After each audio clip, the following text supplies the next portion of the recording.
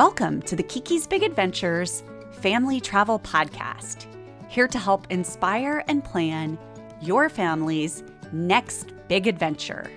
KeeKee's Big Adventures all started with the award-winning picture book series starring KeeKee, the globe-trotting cat, exploring the world's diverse places, people, and cultures.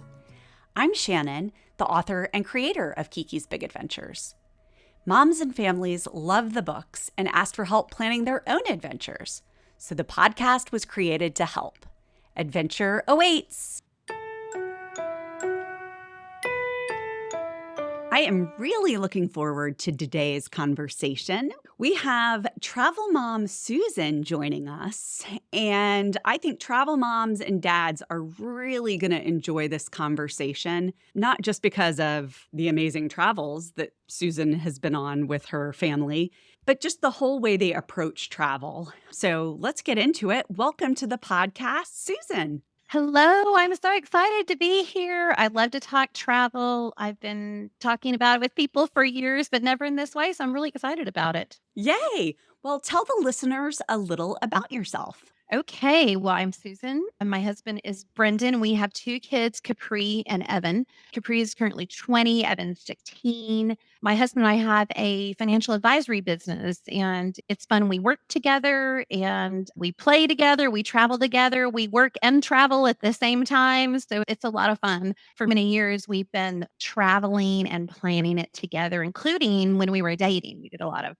travel. That's great. I've talked to a lot of travel moms, travel parents, grandparents. Everyone knows they only have so much time with their kids to enjoy vacations and getaways. You are experiencing it now, right, with your kids at 20 and 16. Yep. How did you guys embrace the concept that's called 18 summers? You only have 18 summers with your kids. I love the concept of 18 summers, and we've stretched ours a little bit. First of all, we love to travel already, and we looked forward when we were dating. That was something we dreamed about, but we also are planners, and that certainly helps. And we have something for our family. This is going to sound crazy to most people, the 30-year spreadsheet. And I'm not kidding. It's travel and activities. And we take daddy-daughter trip, mommy-daughter trips. And we just wanted to make sure that we were intentional. And we knew we wouldn't be intentional unless we put it somewhere. Because we think, it's hard to remember that. We want to go here. Well, how are we going to remember that? And so we had to put it somewhere. So we put it on a spreadsheet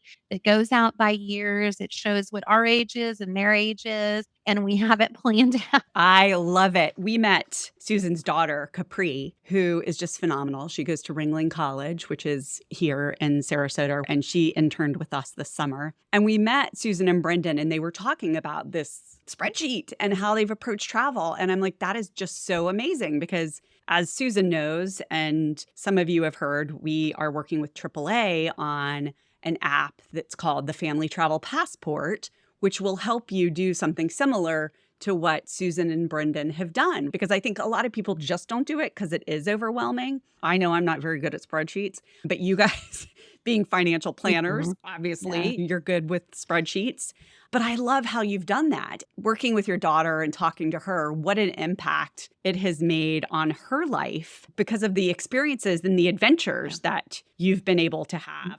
So how did you choose where to go and when? One thing we did was we talked about our bucket list, things and places we wanted to do, and we started putting those down. Is it a family adventure? Is it a core trip we got to take? And we also did it by age. So when they were younger, we're like, I don't think we're going to Europe and seeing 1,500 churches. We know people that did that. That's fine too, but that's how we did it because we knew when they were younger, they would enjoy certain things more, and probably so would we, Ollie. So we did that. We did closer trips. And as they got older, we would add on longer times and air flight just to make it all more manageable for everybody. Another thing we did involve the kids. I mean, obviously when they're little, we didn't, but, as much. But when they got a little bit older, we'd say, where do you want to go? What are you interested in? What would you like to do? And we would try to balance kind of history, nature, fun, nostalgia, family is what I call it, and food. I love it. So that was a lot, but that's how we did it. That's so cool. And I think those are the things that are so important and again, can be overwhelming for people. Not to talk too much about family travel passport, but it involves the kids, Yes. right? And it Great. asks everybody what their interests are, and it Yeah. helps think about, based on age, where are the right places to go. And Yes. it is different for everyone, but it helps to start to create a roadmap. I know you had mentioned something, I think, was it your sister-in-law who's like, I'd rather do the dishes Yes, my than. sister-in-law, you remembered that. I'd rather do the dishes than travel planning. I was like, "Oh my goodness, I can't even imagine." But it makes sense because I've talked to people who have been, I just can't do that, or and I can't use a travel agent. I can't, it's just overwhelming for them. But I don't know how doing the dishes is fun. No, exactly. And we'll get into how you plan too, because I love that. And I think there are, again, a lot of misconceptions about using travel Yeah. advisors or Yeah. not, and that it's more expensive. And we'll talk about that. But let's talk about some trips. I know you guys just went to Africa Yes, summer. Africa was amazing. We planned on going the summer of 2020, and we all know what happened then. And so we ended up going this year. This was a really cool, I call it a hybrid planning trip where I kind of did a little on my own and I used a couple different travel agents. We went on a tour that was recommended to South Africa. And then I kind of planned days and went to another recommended travel agent to find the places and activities. So, about 10 days in South Africa on this tour with this group. And then we went to Botswana and stayed on the Chobe River. And then we went to Zimbabwe and stayed in Victoria Falls, where we could overlook this huge watering hole. And we got upgraded to the club level, which was amazing. It's just a fluke thing. It happens sometimes with agents. The good thing about a travel agent also is when you have an issue, and you obviously need travel insurance. I'm really pushing that, of course. When you have an issue, they can help you reschedule. And these people helped us reschedule from COVID. We had a 2020 and we didn't have to do it until 2023. And they were able to keep our credits. We only missed one credit and that was out of their control.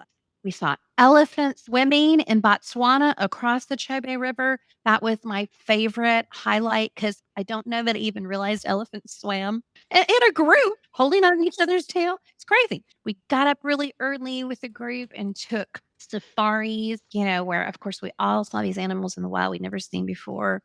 KeeKee got to go.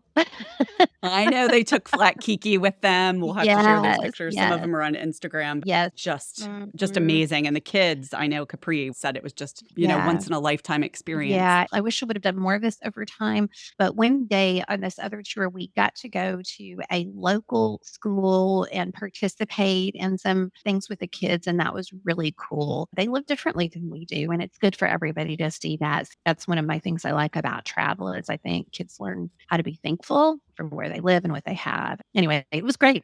Tell us some of your favorites, or what's one of your favorite trips? One of my favorites are California road trip. So I'm originally from California. I was a little kid in California and we moved when I was in fourth, fifth grade. I wanted to take the kids back to see where I lived. And so when Capri was 14, Evan was 11, we planned this whole trip. And what I liked about it was all those things I talked about before: history, nature, family, all that. I have my travel planner from that time still. I love it.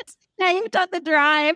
So I know exactly what I did, but it was great. We flew into LA. We did Santa Monica and Hollywood. We went to the beach, Santa Monica Pier at night. We got up super early and went to Universal Studios. So that was our fun. We stayed at the Hotel California in Santa Monica, which was pretty funny. I didn't even know there was one until I started researching.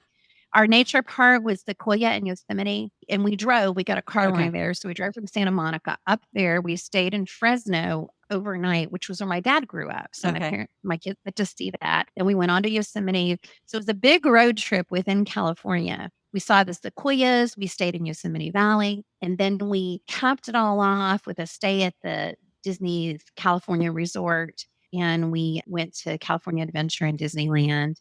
And on my bucket list, it's going to sound kind of silly, was eating dinner at the Blue Bayou in Disneyland. And that's because when I was a kid, we went to Disneyland at least once a year. My parents didn't have rich money, so we always took our lunch. We went outside the park and we ate sandwiches, bologna sandwiches. So honestly, I always dreamed when we'd go in the Pirates, I'm going to eat at this restaurant someday. So we ate at the Blue Bayou, and it was everything I thought it was. And the kids were excited. They knew it was something special to me. So we all got to do special things that we all wanted to do. I saw on my travel planner that I had asked everybody, what are the favorite things you want to do? And we listed them and we tried to hit everybody's favorite. That's so great. And I love the engaging the kids in the planning, right? Once Mhm. they're able to do that. Did you have them do research? No, that's a good question. A lot of times I would usually come up with, okay, we're going to California. These are all the things we want to do, or these are all the things I'd like to do. Here's all these options. What do you think?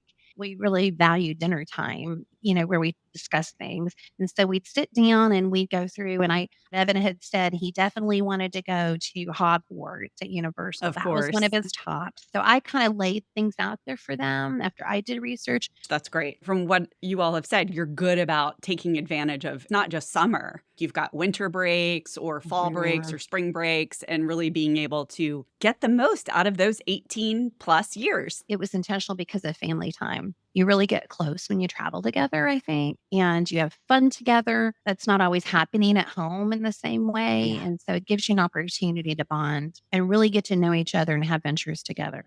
I love that. Like we said, you've done a combination of planning on your own because you enjoy it. Yeah. I also think not only is a misconception that if you use an advisor, it's going to be more expensive because that actually isn't the case, No. right? They Mm-mm. usually No. get you more for your money. Yep.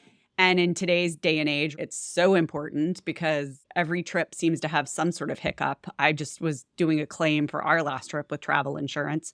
So worth it Yes. having it. Yeah. And you can do planning and use a travel advisor, like you were saying Mhm. for the Africa trip. I like how you have that balance. Yeah, I've done that with several trips where I just called it hybrid planning. One of the things that I like doing is, of course, using a travel agent for specialty stuff, international places you don't know, or a lot of people don't know, things that are going to be expensive, that are going to require potential help while you're there. One of my greatest examples was we went to Greece, which was also a fabulous trip. I must say that was one of our favorites. I think Capri might say that's one of her favorites. It was right after COVID. So we got a travel agent involved. She helped us do some private things that were more expensive, of course, because of the private nature of it. But it also kept us safe. It kept other people safe. In that case, I almost totally used her. What was great about them when we got to Greece, we also had a local person there we could text. It was amazing. At one point, I'd really like a reservation at this place, but we were struggling to. Normally, they were really good at that. So I just texted the local person. She got us the things. She changed some hotel reservations for us, even though it was a 9 hour difference. It was great. They don't charge you, and you can always give them budgets, right? You can say, well, this is what I'm looking at. And I love how you call it hybrid. They can do it all, they can do some. Mhm. And once you start working with some advisors, it's Uh-huh. great because then you build a relationship and they get to know you and your Yes. family. One of the things we've talked about with the Family Travel Passport and AAA Mhm. is likening it to a financial planner. Do you Yeah. have a financial planner to Yeah. help you plan, saving for the future? And so Mhm. you can use a travel advisor to help you plan out your vacations. So what are the next big trips? So one is not next summer, it's the next. And we're going to take Evan's graduation trip is Japan. So we'll probably take 2 to 3 weeks in Japan. We plan on doing all those things we talked about, food. We're going to do some nature stuff. Evan wants to hike. We're going to do history, of course. So we're going to go skiing on spring break. Capri is going to be there for half of it. Evan's going to be there for part of it. We're going to Park City. We've never been there before. So, and Costa Rica, we're going to Costa Rica at Christmas. Sorry. So, yeah, we got a lot planned this year because we're going a little past the 18 years. I love it. So, last question, Yeah. Susan, and I know we've kind of already touched on this, but why do you think it's important to travel with your kids? Wow. Well, my top point when I was thinking about this is that it really brings your families closer. Just like a couple needs to get away and have fun together. I think that's important. You experience fun together, you experience some challenges together. I think it was really good in our particular family because we have a son and a daughter. They're 3.5 years apart, but it really made them become better friends. It broadens their horizons, it introduces them to new cultures, people, food. Evan came back from Greece, an olive oil aficionado. I think it keeps me young. I think it keeps us young. I think it makes families flexible. You've just got some really great stuff planned. Yeah. And we'll share some of all of your tips. We'll put those in the show notes in the article.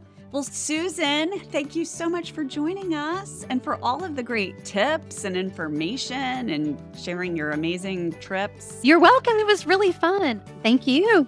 Thank you for joining us on the KeeKee's Big Adventures Family Travel Podcast. Visit the episode webpage for all the details from today and lots more travel planning resources. We look forward to traveling with you on the next episode. Adventure awaits!